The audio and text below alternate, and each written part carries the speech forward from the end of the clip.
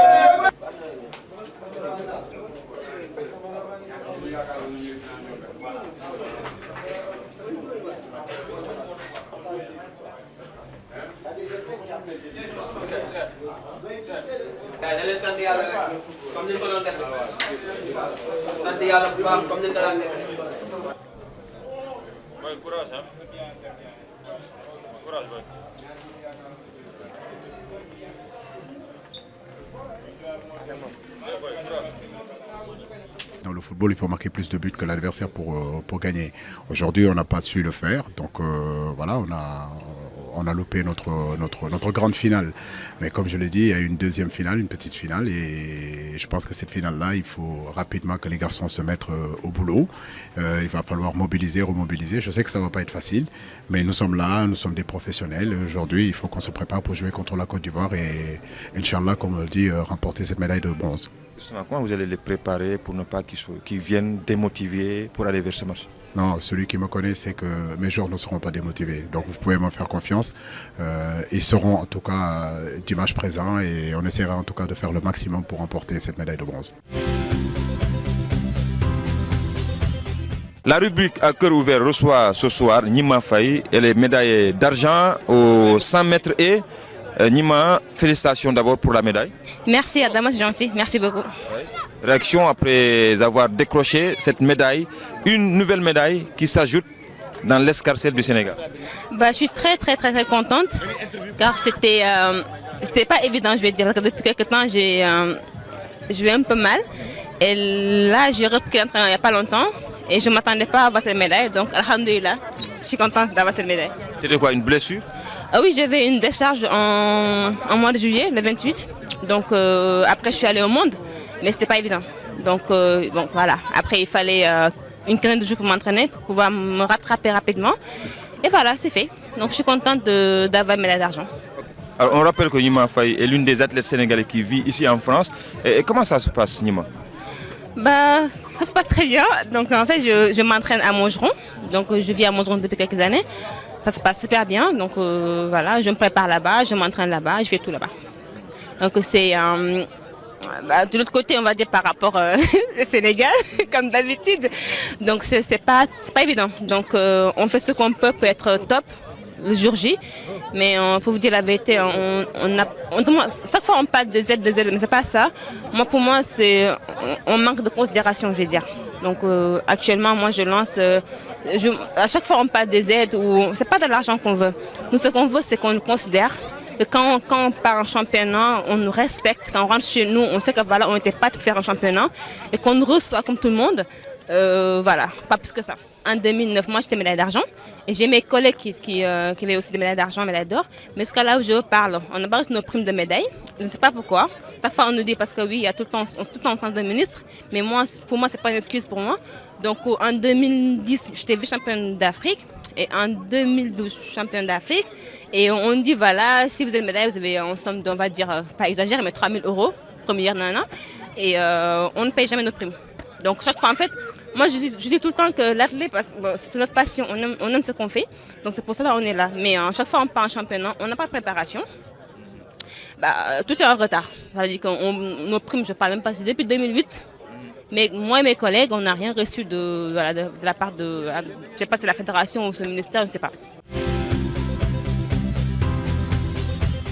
La Guyane se met à l'heure des grands événements sportifs, notamment le Mondial 2014 et les Jeux Olympiques de 2016. C'est ainsi qu'elle s'est positionnée en base avancée pour accueillir les équipes nationales de haut niveau pour leur phase de préparation. Pour la concrétisation de ce grand projet sportif, le groupement d'intérêt public mis en place a signé une convention avec la CONFEJES, la conférence des ministres de la jeunesse et des sports de la francophonie.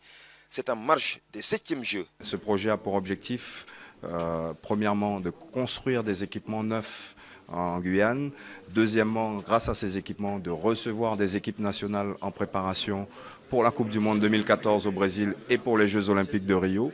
Et troisièmement, ce concept a pour objet aussi d'organiser par la suite, après 2016, des manifestations internationales. Dans ce cadre-là, nous signons aujourd'hui une convention de partenariat avec la CONFEJES, la Confédération des ministres des sports africains, afin de permettre justement de favoriser justement le lien entre le mouvement sportif africain et la Guyane et permettre à des équipes nationales africaines de venir se préparer, que ce soit pour la Coupe du Monde l'année prochaine, je l'espère, et j'espère le Sénégal notamment, et par la suite pour les Jeux Olympiques de Rio. Je pense qu'on a 3 ans, enfin 2 ans et demi d'ici les Jeux Olympiques. Et pendant ces 2 ans et demi, je crois qu'on peut mettre en place beaucoup de choses, beaucoup de stages de préparation. Nous sommes en Guyane, donc terre française, en Amérique du Sud, 700 km de frontières avec le Brésil, des standards européens au niveau de la sécurité, au niveau de la santé. Donc toutes les conditions sont réunies pour recevoir les athlètes dans de très bonnes conditions, puisque nous construisons actuellement 5 nouveaux hôtels en Guyane, en plus de ceux qui existent. Donc voilà, tout ce que moi je peux dire, c'est que je souhaite que des athlètes africains viennent se préparer chez nous, parce que je sais qu'en Guyane, on peut très bien se préparer pour atteindre le haut niveau. Et je crois que nous, les athlètes guyanais, nous l'avons prouvé, que ce soit moi, que ce soit Malouda, que ce soit Malia Metela, que ce soit Lucie Decausse, que ce soit Kevin Séraphin aujourd'hui au basket, ou Mehdi Metela, je l'espère, à Rio en natation. Donc nous avons beaucoup d'athlètes qui ont démarré chez nous, qui ont été formés en Guyane.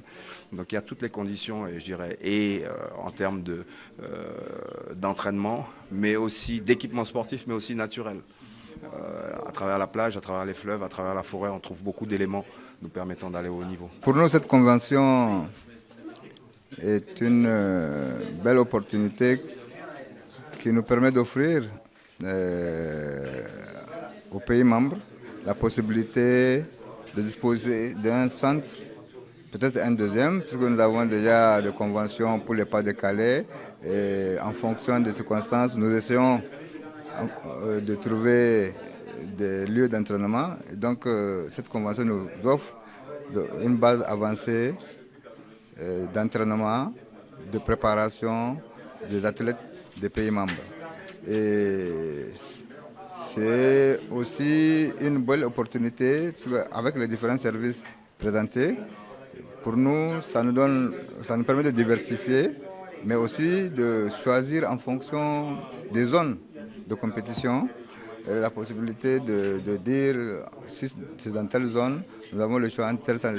Puisque nous avons une diversité, plus nous avons la possibilité de faire les bons choix et donc d'offrir de meilleures conditions d'entraînement aux athlètes de nos pays membres. C'est en cela que cette convention constitue pour nous une occasion à saisir, mais aussi des possibilités de développement. Surtout que ce centre offre d'autres possibilités au lieu de l'entraînement, mais beaucoup de facilités. Le président trouve que je ne suis pas assez gros, je vais prendre encore un peu de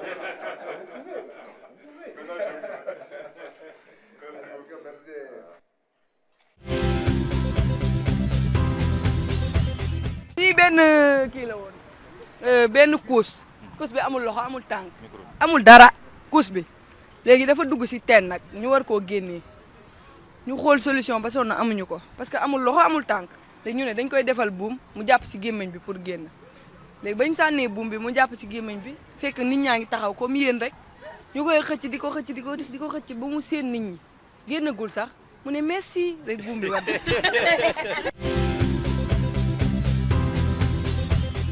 Ainsi se referme votre rendez-vous avec le journal des Jeux de la francophonie. On rappelle que les Lions du football joueront demain dimanche la petite finale face à la Côte d'Ivoire. À demain donc pour un autre journal des Jeux de la francophonie.